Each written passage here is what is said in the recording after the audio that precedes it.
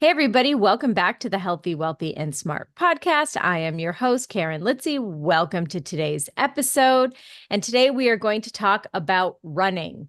And it is something that I've recently gotten back into. So I may pick our guest's brain a little bit on that.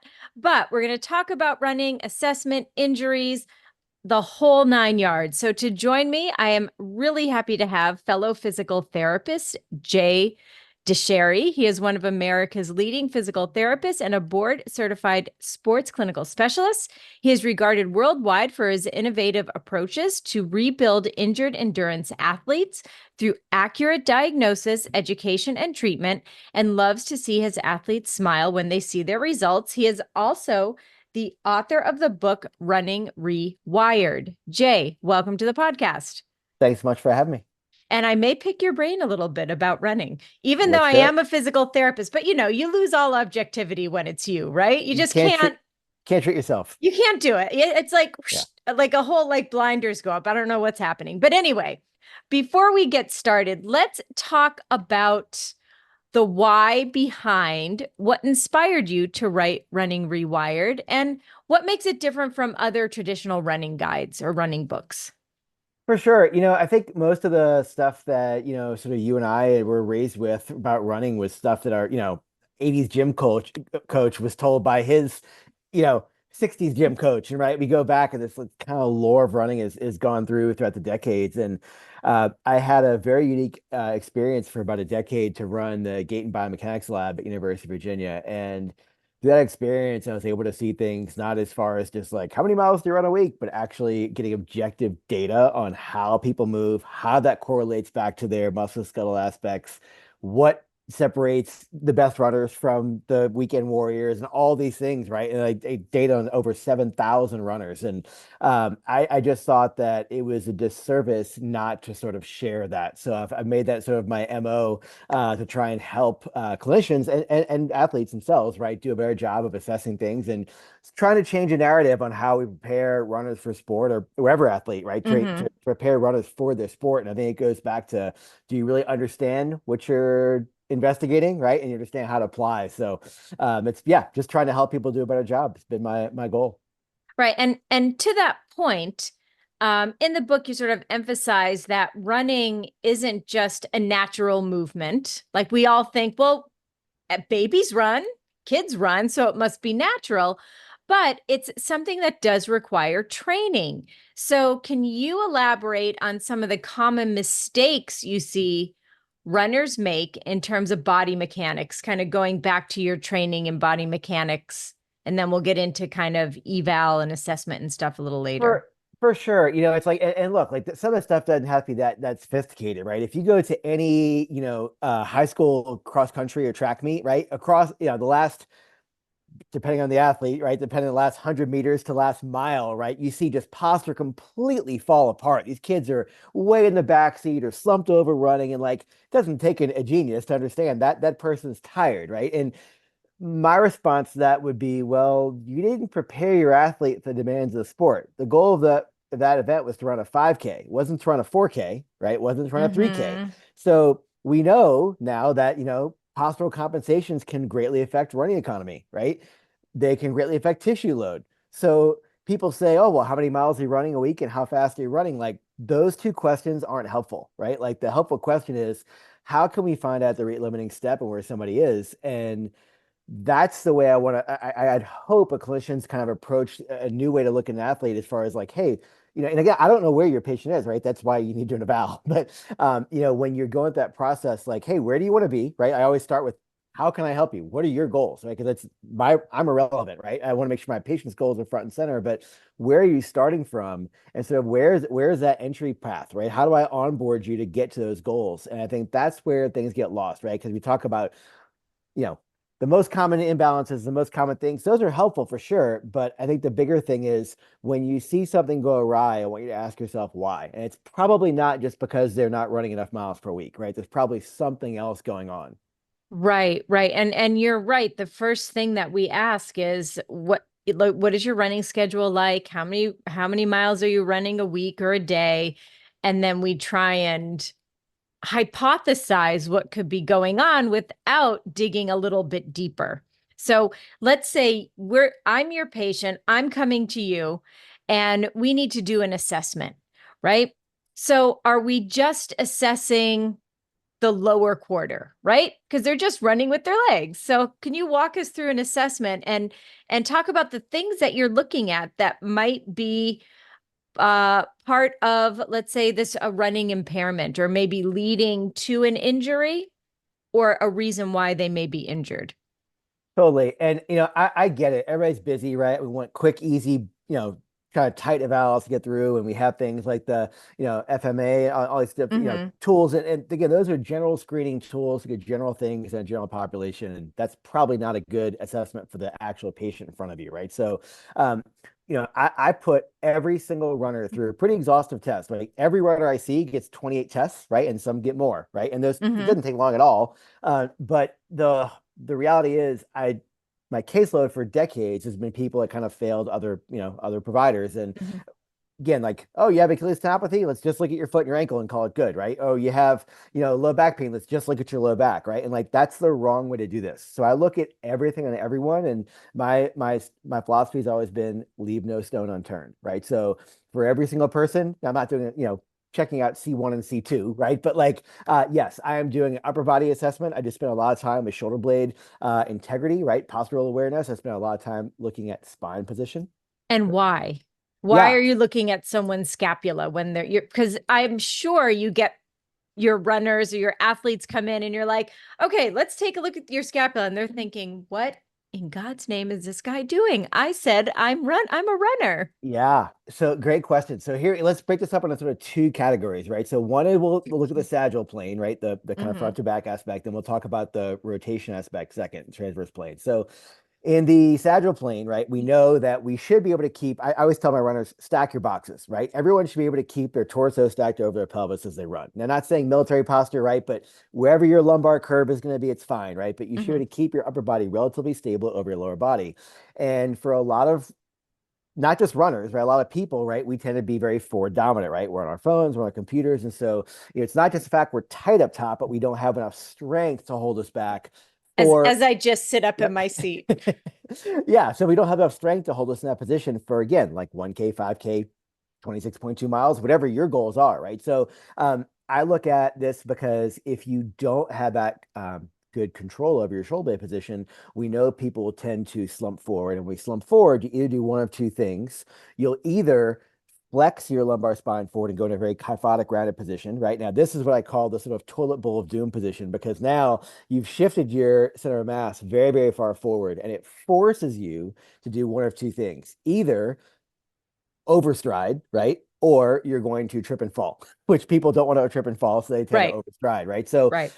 or right, we tend they round their shoulders and they just lean their lumbar spine away into the back seat, right? So those two things have been shown to increase, or I said impair running economy, and also increase tissue load, specifically at the knee, right? But you can also have lots of lumbar spine compensations occur there as well. So Mm-hmm. we want to make sure you can keep those boxes stacked as you run, right, to maintain your running economy. And then we look at, one of the things runners have to do while we run forward, obviously, right? We have a lot of rotation that occurs in our Mm-hmm. body, right? And this thing called the free moment. So as your foot contacts the ground, there's this twisting line of force that goes up your foot and ankle, through your knee, through your hip, through your spine, yes, all the way up into your head, right? And so what we see is when runners have really good rotational control, right? They tend to keep their center of mass moving forward more smoothly.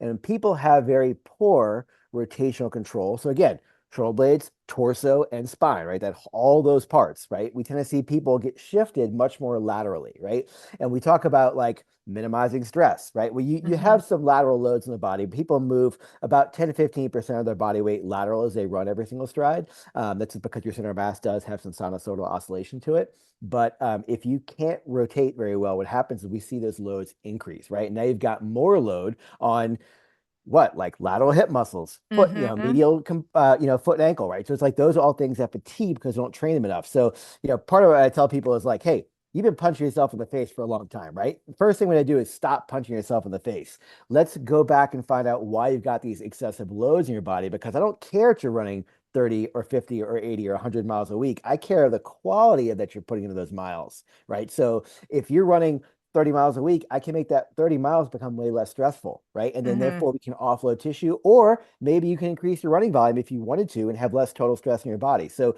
these things really do play a big role. And when you're having this conversation with your patient, so let's say someone comes in and they're running 30 miles a week, right? Or 50 miles a week. And as most practitioners will tell you, if you're seeing a runner, a big part of their identity is running, right? It's their stress relief, it's their social circle, it's their competitive nature. So when someone comes in and let's say they have an injury, you're assessing, you're kind of finding out why. And how do you have a conversation with them saying, I want to, let's say, perhaps, I'm just hypothesizing, bringing you down in miles per week or per run to make you more efficient? How do you Yeah, have that conversation? Because I imagine it can be pretty tricky. for sure. And that's why I start at same question every single athlete I see. Why are you here and how can I help you? Right? Because if you have a good understanding of their goals, you know where they want to go. They're in front of you. And then as you're doing your assessment, you know what it takes to get them there. Right. So I always try and bring it back to, hey, here's what you say is important to you, right? You want to run your first 10K. You want to take, 5 minutes off your marathon. You want to whatever, right? So I bring it back to, hey, these are things that we're going to do to one, keep you healthy so you can be consistent with your training. And two, these are things we're going to do to improve your performance, right? Some people might see me, and again, I live in a weird world. Some people come and see me because they have aches and pains, but 30% of people come see me just because they want to get faster, right? They have nothing wrong with them. Mm-hmm. So, again, and those are easy because they're opening the door right away to, hey, like you have carte blanche to do whatever you want to me, just make me better, right? So, and I get it. And some runners like, I just want to run, I just want to run, and my response to them is, hey, I want you to run too, but what you've been doing for such a long time has not been very helpful, right? You coming in with these goals you haven't hit for, not just 1 month, right? Goals you haven't hit for seasons on season. And it's because we have to uncover all this baggage we've got that's preventing you from getting there. So I really try, and again, I put their role first. Like when somebody told me a long time ago, the worst thing to do is talk at somebody, right? Like I'm Mm-hmm. irrelevant. Their goals are the first and primary importance, and I want to make sure everything we're doing contributes to kind of being the tip of that funnel. Mm-hmm. And so as someone comes in, so you're assessing them, you've assessed their torso, you've assessed their scapula. Now we're coming down to hips, knees, ankles, feet, right? So Yeah. what are you I hate to say what are some common things that you see, but for the practitioners out there listening, what tips can you give them when it comes to assessing torso down? We've kind of did a little torso-ish up. So what happens on the bottom part? For sure. Yeah, I'll give you some pearls we learned, right? So, again, this comes from looking at data in a biomechanics lab, right? So, I think what most of us, I was taught the Thomas test as well, right? Everybody learns that in Of school, and course. you should be doing that, right? And some people say, oh, well, it's relevant or not helpful. It's like, okay, there's a difference between passive tissue tension, right, and someone actively getting their hip to extend without extending your lumbar spine. I have this list of like things people should be able to do, right? And one of those is you should be able to extend your hip without compensating your lumbar spine. And Mm-hmm. so many people these days can't do that, right? It's not Mm-hmm. because they may have, quote, tight hips. We're so prone to jump into, oh, you can't move your hip, you must have to stretch your hip flexors. You might have to, maybe you need to, right? But Maybe. tissue length isn't always a problem, right? It's usually a motor control aspect, right? So Mm-hmm. the two most common things I see is very poor differentiation between hip extension and lumbar spine compensations. So that's one big one.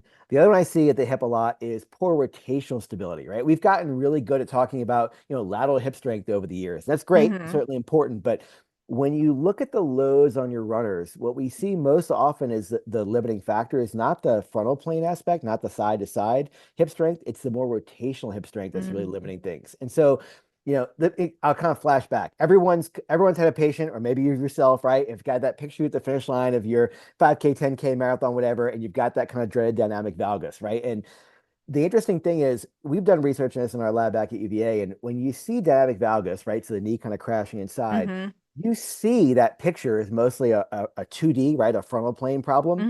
But in reality, the differences that we see in terms of hip adduction, adduction, uh, are very, very small, like with less than 1 degree in those people. But the big difference we see is actually in transverse plane, right? Hip rotation. Mhm. So, and we know this, right? Dynamic valgus is a multifactorial thing, but yet I still see clinicians going, we have to do more clamshells and more I lateral was just walk. going to say, are we just doing clamshells now? Yeah, and so No, it's no, it's like, and not to say no. clamshells don't have a place, right? They might, Uh-huh. but the goal is again, like I try and separate things out, and people say, "What's the best exercise for this muscle?" I don't know, I don't care, right? I want to clean up a movement imbalance, right? You showed up with a poor rotational control in your right hip, right? So Hmm. let's improve the twisting control, both internal and external, right? Let's start there to teach you how to control that ball and socket joint. Let's now teach you how to use that new rotation control in a bigger range, right? Because you've somebody who's had a hard time getting good, symmetric hip flexion and hip extension in your stride. And let's layer that on top to teach you how to do that. And we use motor learning and movement constraints and all these type of things, right? To do what we have to teach that Hmm. skill. And that skill isn't just stretching. It's not just doing more squats, right? It's getting the local stability down and understanding how to move. And I think that's what we kind of just, again, we just jump past this and we go, okay, well, runners should lift.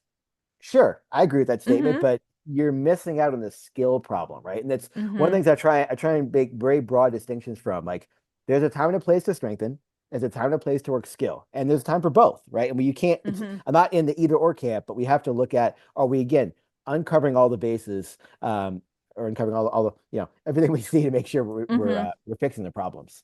And when you're looking at skill acquisition and motor learning, are you using any sort of tech assisted um, modalities to help with patients in order to get that motor control, whether that be, I don't know, lasers or VR or you name it. You tell me what kind of stuff are you using to help with that control around whether it be the hip or the knee or et cetera, et cetera. Yeah, so let's do this in 3 ways. Let's start like the most simplistic, dumb thing in the whole world, all the way up to a more advanced version, right? Right. So, from a simplistic version, if you've got somebody who has a hard time differentiating hip motion from lumbar spine motion, one thing I'll come and do, right, is basically take a foam roll, okay, have the patient walk towards the wall, put a foam roll on the wall towards their torso, right? Which kind of what that does is if there's somebody who, when they want to drive their hip, they simultaneously arch their back, the foam roller Mm-hmm. falls and it goes to the floor. So they learn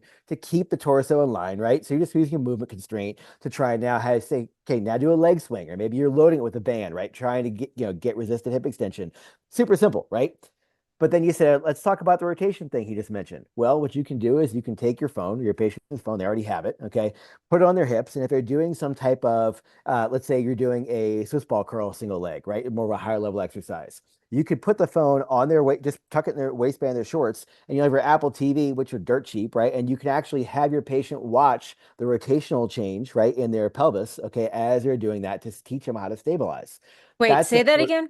Yep. Yeah. So your patient's I'm basically like, got, well, I can't picture this. yeah. So you've got a patient with, let's say, I'll even start an easier version. Okay. Let's go to just a bird dog. Okay. How about that? Okay. So Perfect. Yeah. patient's doing a bird dog. Okay. You've got a iPad, right? Basically Mm-hmm. right underneath their Mm-hmm. head. Okay. So they're Mm-hmm. staring at the iPad. You've got your phone, okay, Mm-hmm. basically just streaming to the iPad, right? You can just show every iPhone comes with a measure app built in. It's free, Yeah. okay. Yeah. Android people, there's stuff for that too, right? So just look at the measure app, and it's got this like distance thing on it. And swipe left, and you'll see it actually gives you it's basically a little inclinometer, okay, Mm-hmm. built on your phone.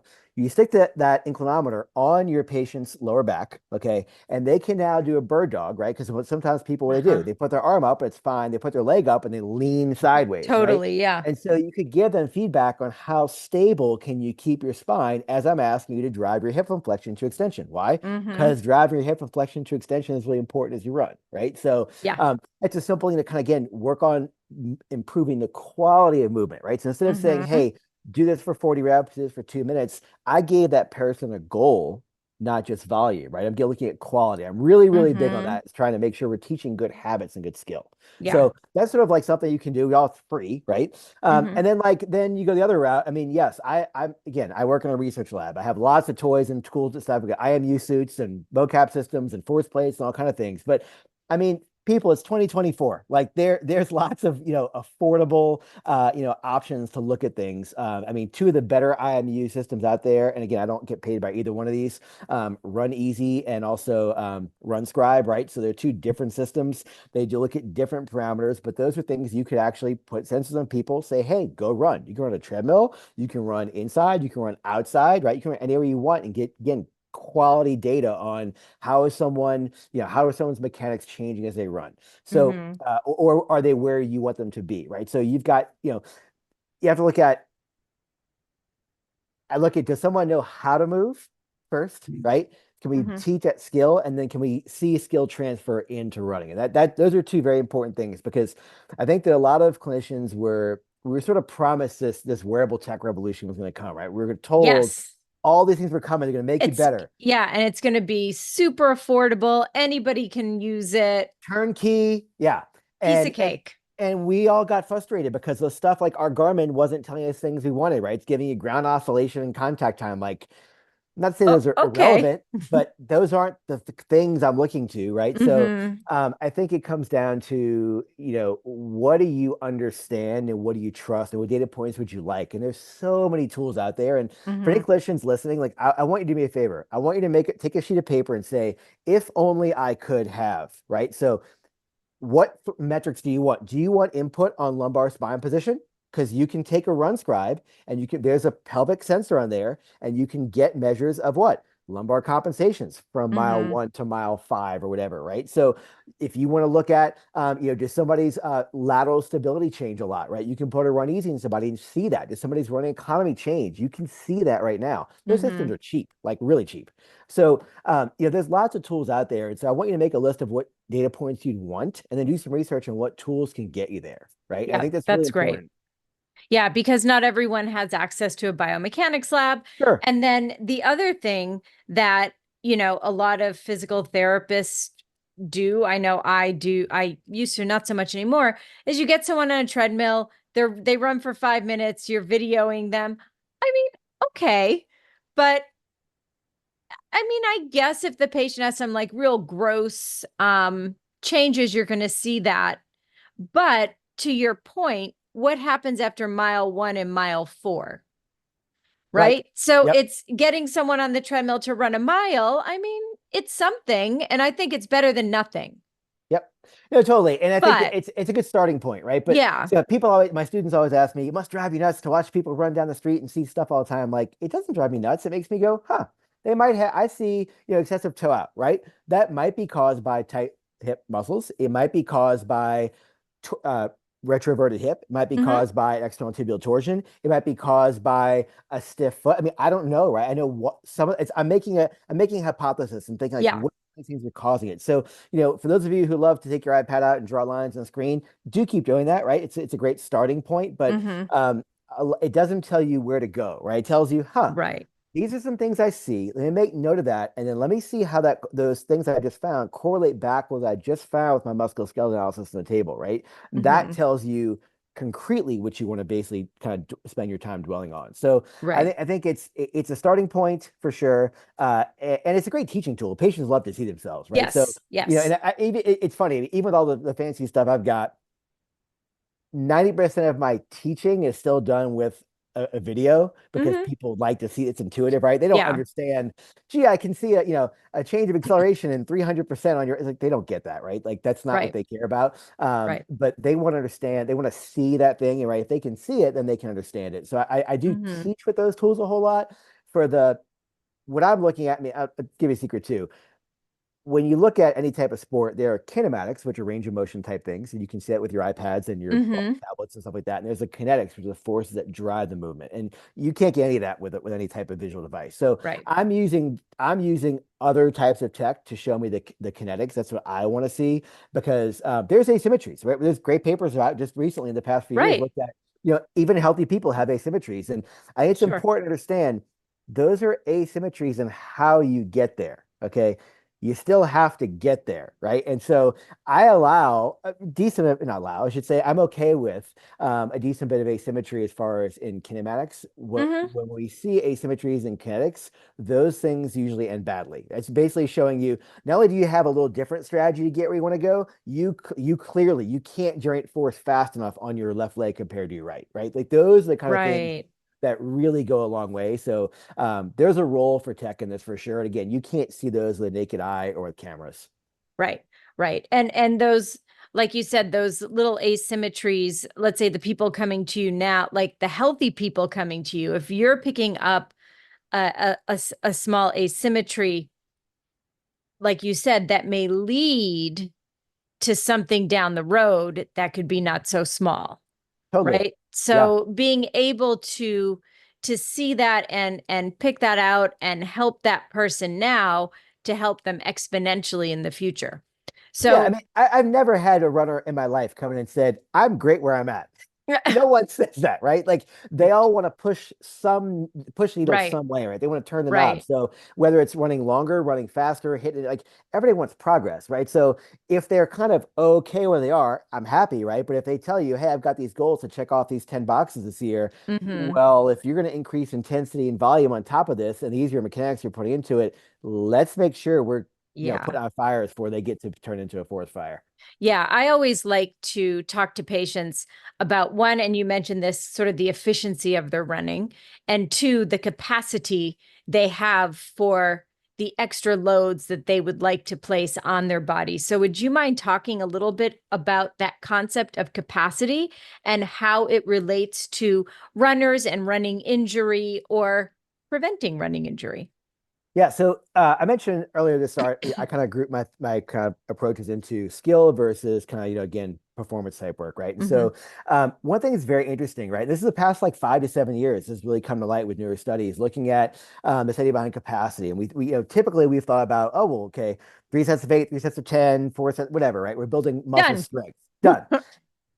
The reality is it's not that simple, right? And every people always wanted what's the one thing to do? Well, I don't know. I hate that Pick question. Give me totally. what's one exercise I could do? I'm like, Right. and I'm always like, I don't think that exists. But It doesn't. Yeah. And so when you look at now the research on strengthening, right? So, and I make a clear distinction here. From an athletic performance standpoint, I operate in the world of performance, which is looking at strength and power, not hypertrophy. Okay. Mhm. Hypertrophy, I'm going to sum this up very overly simplistic. If you don't have hypertrophy, do a ton of volume. Okay. Yeah. Your athletes, they're not going to have the time to put in the ton of volume to get yoked, right? They're not. That's not going to happen. So the idea is if you look at most of the work we've done for quote strengthening work, right? It's basically looking at taking a mass, move it back and forth a bunch of times and get some results, which is great for muscle. Muscle does respond to that if it's done in a challenging aspect, right? I'm not going to spend much time on that because I think we spend most time on the things that are neglected, right? So we know that tendon and bone are very different, right? And this is where it's interesting. If you look at, again, what our gym coaches told us and what their gym coaches told them before was that running will strengthen your bones. And actually, running is barely more effective than swimming and cycling for building bone density. Okay. Everybody always yells at me when I say that. They say, but, don't get mad at me. Look at the research. Okay. Mhm. It's not good. In fact, your bones think running is very boring, right? It's not enough of a stimulus for your osteoblasts and osteoclasts to have a good balance of remodeling take place. So when we look at, well, what builds strong bone? Yes, your heavy lifting does help. Okay. But plyos are Yeah. absolutely instrumental in this. And most people are doing plyos wrong to build bone. Okay. And let's talk about this. Yes, So, do tell. yeah, when you look at plyometrics, okay, there's a bunch of stupidity in social media, people jumping on top of boxes that are, chest height and head height. That's great. Okay. But guess what? When you spend a long time on the ground, that's more of a muscular type effort. Okay. I don't do any plyos with any athletes over knee height ever. Mhm. And most of them I use about mid shin. And the reason why is for plyometrics, we all learned this way back when. It's all about the amortization phase, right? As short a time on ground as possible. And so if you're doing plyometrics with the goal towards getting performance benefits, your on ground time needs to be in the window of your task that you're doing. So let's make this really simple. If you're a runner, your stance time is between about 0.12 to about 0.3 seconds, depending on your Mm-hmm. pace. Okay. So you're looking for a stance time of about 0.12 to 0.3 seconds for every single rep. If you're spending too long on the ground, or if you hit your eighth rep and you're sort of double bouncing on the ground, you're not helping improve that transfer of muscle power into running.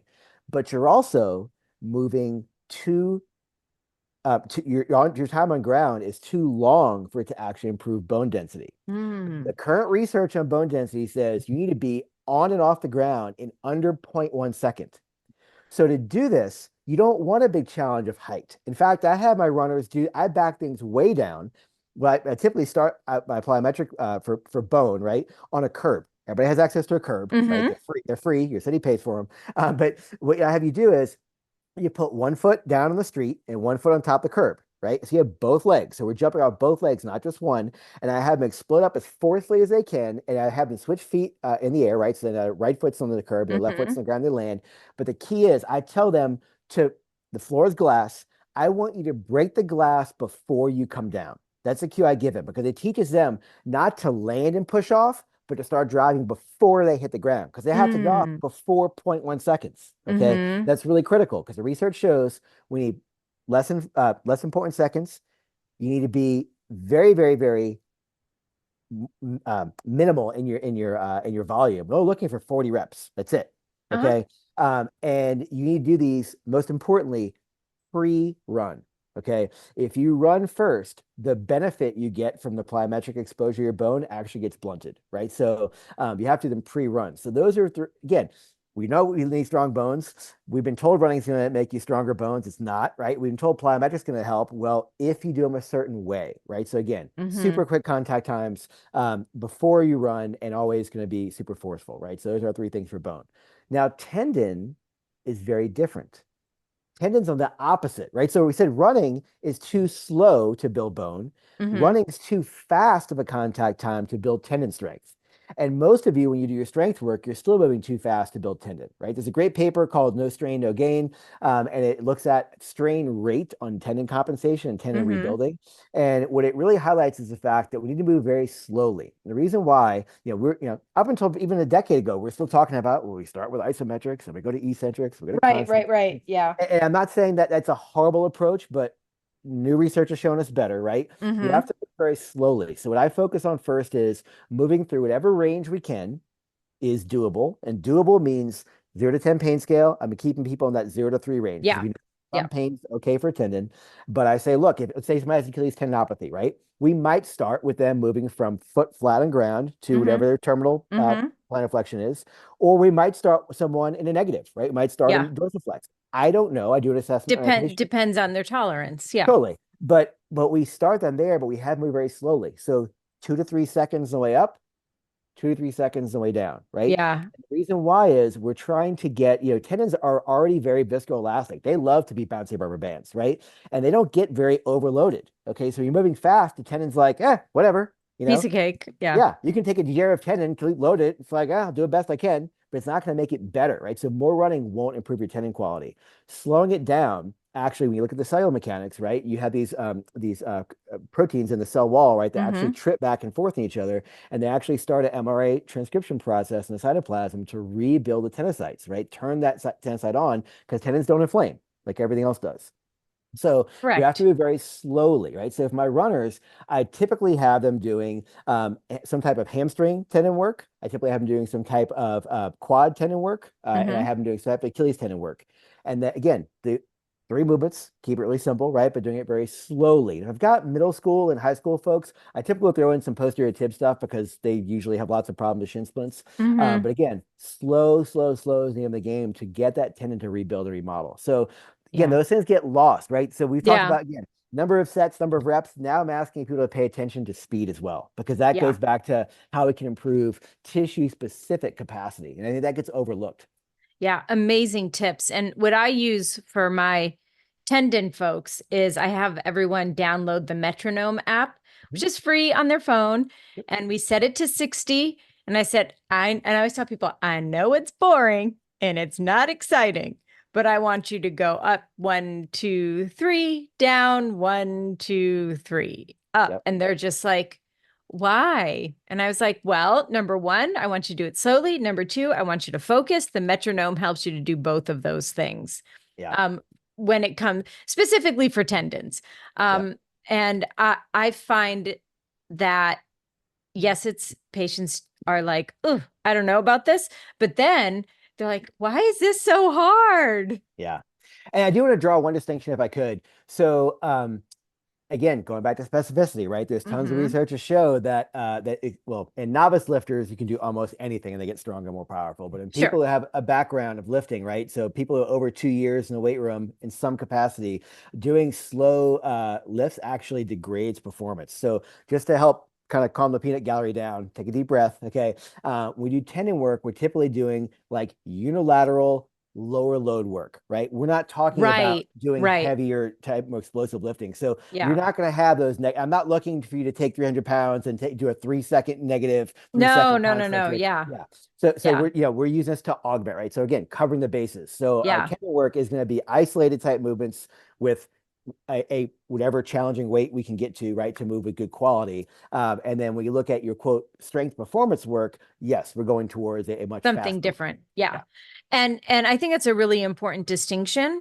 And I also think it's a great way as a piece of education for the person you're working with. Because they're gonna be Yeah. like, oh, I'm already doing this. I'm already doing this in the gym. I'm doing 200 pounds. But like, what more can I do? Yeah. And you're Yeah. like, oh, hold on. And I think separating it out, like, this is for your tendons, this is for muscle power, this is for bone density. I think that's a nice way to make it a little more concrete in the eyes of the patient and therefore get a little bit more buy-in, because when patients come to see your average PT, we're not all a world-renowned, expert on running like you are. So you've got that expectation of the patient when they come to see you. They're like, we're going to do whatever this guy says because he's world renowned in this. Well, but it's like you Nothing- said, though, right? It's like it's taking their goals and make it. That's like, hey, look, Yeah. like you want to be here. Awesome. Like I literally Yeah. get my whiteboard out and look, we got a deficit here. Look, you've had 3 stress fractures, right? Like we talk about all the things Hmm. that, the endocrine side of that, the nutrition piece, the calorie, and then the Yeah. biomechanics, right? Like you've got this chronic tendinopathy. I know you've been in a cycle of, it feels better, you throw in a bunch of load, it feels worse, you stop running. Like that's Hmm. not solving the problem. Yeah. So you have to take things, kind of rank them in terms of relevance. But I say, look, here's where we want to be, here's where today, we're gonna get there in steps, right? And so right Yeah. now, the most important thing is X, right? And we're gonna work on that, and then we'll add to things. So we know the worst thing to do is to tell a patient you have to do 45 things every day. Nothing happens, right? Nothing happened. Yeah. Give him three. Yeah. But you make it really simple, right? Like, hey, Yeah. here's the goal of this workout. Here's the goal of this workout, this one, right? Like, and I tell them, like, look, I want you, this is going to take you 7 minutes. Okay. This will take you 12. I make Hmm. it really simple chunks. Like, you have 7 minutes. Everybody has 7 minutes. Everybody's 12 minutes. Right. I Right. understand, like, getting to the gym every day is not easy. You don't have to go every day. It's not what we're asking you. I'm never going to ask somebody to go to the gym 7 days a week. It never happens. Oh, no, no. The only time I had like a patient over the summer who was working out 12 times a week, but he was a professional soccer player. Right. So Yeah. that's a totally different Yeah. thing. He was a 23-year-old professional soccer player with a hamstring strain. Yeah. Money So, motivates. so guess what? He's working out 12 times a week and he's Yeah. getting, he's luckily, improved quite a bit over the summer. But that's, if we're looking at the bell curve, like that's like 2 standard deviations to the right, I think. When it Totally. comes to workout, we have to remember most people are in that center of the bell curve, if Yep. not maybe a standard deviation to the left, right? Totally. Yep. I mean, that's the average population that we're working with, unless you're really working with those elite runners and things like that. But what I like about this conversation today is you're talking about principles, and all of those principles can be applied to an elite runner down to someone who just picked it up again after many years, like myself, right? So all of these principles can be applied to any runner or any athlete on the spectrum of experience. Oh, 100%. Yeah, I mean, I always tell people, it's like, look, if you're bummed you're not an Olympian, blame your parents, right? You didn't get good genetics. I mean, those Olympians work really hard. I've been lucky, but over 50 Olympians in my career, right? And I've Uh-huh. seen a lot of this stuff from very different angles. And, Yeah. yes, they're driven, yes, they work hard, but they're very genetically gifted too, right? And so, Right. you might not be an Olympian, but you know what? Everyone has the ability to improve, like, period. Totally. And so Regardless of age. like 100%. Yeah. So it's like, where do you want to go? Right. Like, I want to Mm-hmm. help you get there. And like you said, these principles apply for everybody to, again, first timers all the way to, the world podium. Yeah. So it's all about just trying to find out what's important to you. And again, like, if you're somebody who's like, yeah, I kind of dabble here and there, yeah, it can be hard to get buy-in. But if you've got somebody coming in saying, this is what I want to do this season, like, that's easy, right? Those are my favorite people. If they're motivated, okay, awesome. Let me make you a Mm-hmm. plan. We'll put this together. We'll keep checking in. It's like, it's easy at that point. Yeah. Yeah. Yeah. We're not all Simone Biles. What Right. what can we say, you know? Um, so we've been talking a lot about the physical aspect of running and what can happen between biomechanics and kinetics and et cetera, et cetera. But what role does mental focus and awareness play when it comes to, I'll plug the book, rewiring your running form? Yeah, so I just say this. Like, if you look at the research on any highly successful person, achiever, athlete, whatever, right? Insert whatever they are after their Hmm. name.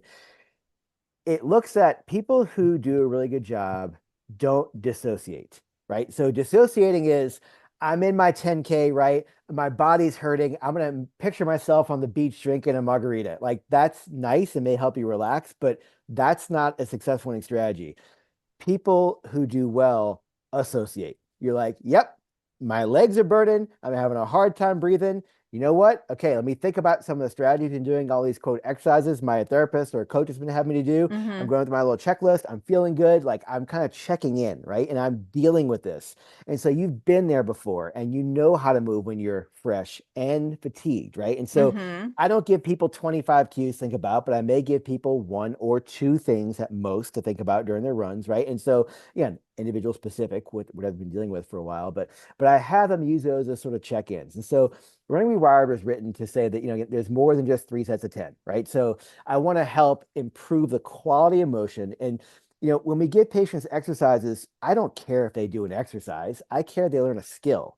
And I want that skill to eventually transfer into their running. So the things we pick aren't just random open chain things, right? That's not might be good for improving capacity at some point, but when I want, again, I got to build a system, right? People have to land and take off every single stride. It's what they do. Hmm. And they have to know how to steer the ship when they come down. They have to kind of launch off properly. So those are all about, again, building a pattern. And so, I just tell people, look, like, these things we're doing in day one aren't the things you're doing in 3 weeks and 6 weeks and 12 weeks and whatever. It's all builds, right? So once you restore basic fundamentals, if those of you who sit there and struggle with toe yoga, you don't play with toe yoga for 10 weeks, right? You learn to isolate your first ray for your lesser rays and you get that skill, good. And we put in more functional type things, right? We don't Hmm. stay in the basics, but um so it's all about, again, understanding, we want to improve movement quality. And if it's that's something I just keep going back to all my patients. If you can move a better quality, your intensity duration goes up with whatever your goals are, and you'll do really well, right? And so Hmm. it's those people who have a lot of baggage, right, in terms of movement imbalances they bring in, and they start throwing lots of volume with these problems, and no wonder they blow up, right? And again, like, Right. the stats on running injuries are horrible. They're worse than any other sport. Like, offensive linemen don't get hurt as often as runners, right? Like, it's that's dumb, but it's the truth, right? Yeah. Like, Yeah. so let's stop the madness. And again, like, we're having this great conversation and lots of pearls, I hope that people are picking up. But you'll go to your, if you're a fly on the wall, go to your local running retailer and go on the shop run, this week. And what are people talking about? What's my time? How many miles I run a week? That's all they talk Hmm. about, right? I want to change the narrative on that, right? What am I doing to prepare my body for the things I want to do?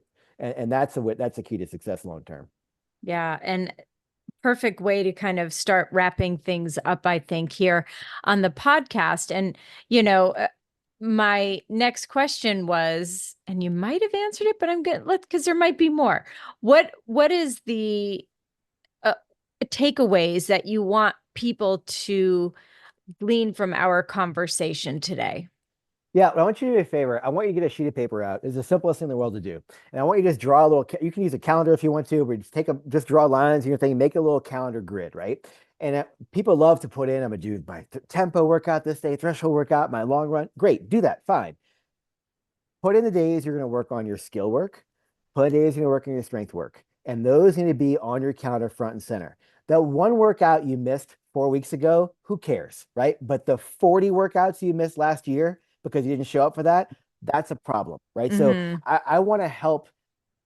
If you're a runner listening to this, I want to make you accountable for taking care of your body because your running volume doesn't do that. If you're a clinician, I want to help you do a better job helping your patients become accountable for things they're doing. We know that we can't force people to do things, but the more patients understand this is not just something else to do. This is not Hmm. cross training, right? Cross training is other things we do. This is very deliberate Right. steps we're taking to improve our tissues, improve our skill, improve our strength and performance. And it's part of getting you to that goal thing that is important to you. Yeah. And so if someone's writing down those days, does every day need to be filled with something? No, I have. So look, in running Rewired, I have whole plans, everything else to kind of, and Hmm. people have different vernacular they use and all these things, right? But I look at things in two capacities, right? So the skill aspect, I call that precision type work, and Hmm. performance work, which is more the what people think of. They think of like typical strength and power work, right? So Hmm. it depends on what you need, where you are, what you need, right? So most folks, if you put about two precision workouts in a week that take 12 to 15 minutes a session. So you can do this pre-run or Hmm. post-run or on, they're really quick and simple, right? And it's like foot stability, right? Like learn to control your arch mechanics, right? Like some steering your hips, again, separating your hip extension from your spine, Hmm. controlling your upper body mechanics, simple things, right? More kind of neuromuscular work. And then again, about two of those a week. And then I do 1 to 2 days of more strength and power work. So this gets into where you are. If you're a masters runner, pull one run off the calendar for sure and put in two strength work. You need minimum of two strength workouts a week because we know as we age, we lose lean body mass and running is not Yes, we enough. do. Yeah, it's running's not enough of a stimulus to maintain lean Hmm. body mass. It's Yeah. not, right? Yeah. So people say running's get you stronger. It doesn't. It's great cardiovascularly. It does not strengthen your bones, muscles, tendons, ligaments, Right. etc. Right. So you need that more than the average person. High school runner, way less important, right? I have my high school folks do 1 day a week, right? So, and then for everybody in between there, depends on where you are in the season. But Right. yeah, you factor it in, right? So if you're somebody who's doing the performance workouts I typically prescribe, you are in and out the gym during 45 minutes, like at the most. It doesn't include time to upload all your stuff on Instagram, right? But like to do the work, okay, Right. takes 45 minutes. That's Right. everybody's got that, okay? Yeah. You can even put a run in that day if you want to. So Sure. I have lots of simulated plans that bucket go through things, but just from a simple take home perspective, you want to give your body more exposure to skill based, right? So more often in the week in short sessions, and you want to put 1 or 2 sessions in a week to kind of go to the well and put some work in. Hmm. Yeah. And I think I know like this seems like a lot for the listeners, but in Jay's book, Running Rewired, there's self-assessments, personalized plans. So it's all there in the book. So where can people find the book if they want to get it for themselves? Yeah, you can get it at all major bookstores, online everywhere. So it's sold internationally actually. So yeah, just Google Running Rewired, and the second edition has a lot more stuff in there on the tissue stuff we talked about. Hmm. I put a lot more mock plans in there. I simplified some of the flow things too, so it should be a whole lot easier and quicker to get done. So the whole goal, Running Rewired is not a poolside reading book. You can read it by the pool if you want to, but typically the copies you'll It's see, not a beach read. it's not a beach read. It typically when people bring them in, they look shredded, right? There's post-it Yeah. notes everywhere and Yeah. markups, and it's a tool, right? Tagged. It's a working tool, and Yeah. that's what I want it to be. I want something that's a reference. Hey, today, I even have the workouts coded as far as like what they're trying to do. So it's a Hmm. simple way to sort of get through stuff. And yeah, I just say like it can be every time we ask people to add more, it can be wow, another thing to add to my table, right? But like I would just say this, there's tons of meta-analysis done on like is strengthening work worth your time, all these things, and how do you improve like I tried to distill all that stuff in there to give you your best chance of success. I mean, we can all make dumb decisions in training, that happens, right? The brain's strong, but strong in the body sometimes, but I'm trying to give you the best chances of being equipped to your goals. And everybody who's successful at that elite tier, they're doing this stuff all the time, Of right? This is course. stuff they do Yeah. just in January and February. It's a Right. year-long process. And again, even if your goals aren't to go to, next Olympics, I still want you to hit that next PR. I still want you to get to that goal, whatever's important to you. And if you go through a way to keep yourself accountable and keep yourself consistent, you're going to get there. And where can people find you if they want to ask you questions or they want to follow you on social media? Where can they find you? Yeah, you can go to on Instagram. It's Jay Dicharry, so Jaydicharry. I also have a little bounce board company. I post a lot of stuff on there for mechanics on Mm-hmm. mobo.board, which is also Mm-hmm. on Instagram, or also moboboard.com. And then there's also a blog which I need to update a lot on, but there's a lot of great stuff in there. If you're the type Perfect. A techie person, go to nathletesbody.com. There's tons of articles I wrote back on there. Some are a little older side, but they're very relevant, very detailed, and very nerdy. And all the data points you want, they're all there. So Yeah, perfect. We love that. And we'll have all the links to that in the show notes. So whatever platform you're listening to right now, you can just scroll down to the notes and one click will take you to everything you need to do. Now, before we get to the last question, I also want to say that Jay is very generously has a free gift for the listeners. So if you want your own Mobo board, you can use the code TRN10 to get 10% off the Mobo board. So thank you very much for that. The listeners will thank you. And on to the last question. Knowing where you are now in your life and career, what advice would you give to your 20-year-old self? I assume you were in PT school at the time. I was, Yeah. yeah, I would say it's a long journey. There's a lot to learn. I was so gung ho to try and solve every problem I could my first year out of school. Um, yeah, it's a long journey ahead. There's a lot to do, and I would say that I would tell myself this at the end of this thing. I feel like I've been doing this for a long time. The nuts and bolts of what I do every day has gotten, I'd say, more on the routine side, but what I still love and what gets me out of bed every day is dealing with the individual personalities and people that Mm-hmm. how this applies to. I think that's the fun part. I think that's I love like I love the how do I fit all this stuff into this person versus this person versus this person and seeing what works and doesn't Right. work. I think that's where I think that I wish clinicians would pay more attention to that, right? Your standard like stick figures or printouts or video, whatever, right? Like those are nice, but those tools don't resonate with every personality the same. So I would really pay attention to who am I speaking to and how can I really try to get into their heart? Because if you can do that, they'll do everything you want to do all the time, and you don't have to worry about compliance ever again. Yeah, great advice. Great advice for those young clinicians out there listening to this podcast. So, Jay, thank you so much. Again, the book is called Running Rewired. We'll have links to it down below. Thank you so much for coming on. Thanks for having me. And everyone, thanks so much for tuning in. Have a great couple of days and stay healthy, wealthy, and smart.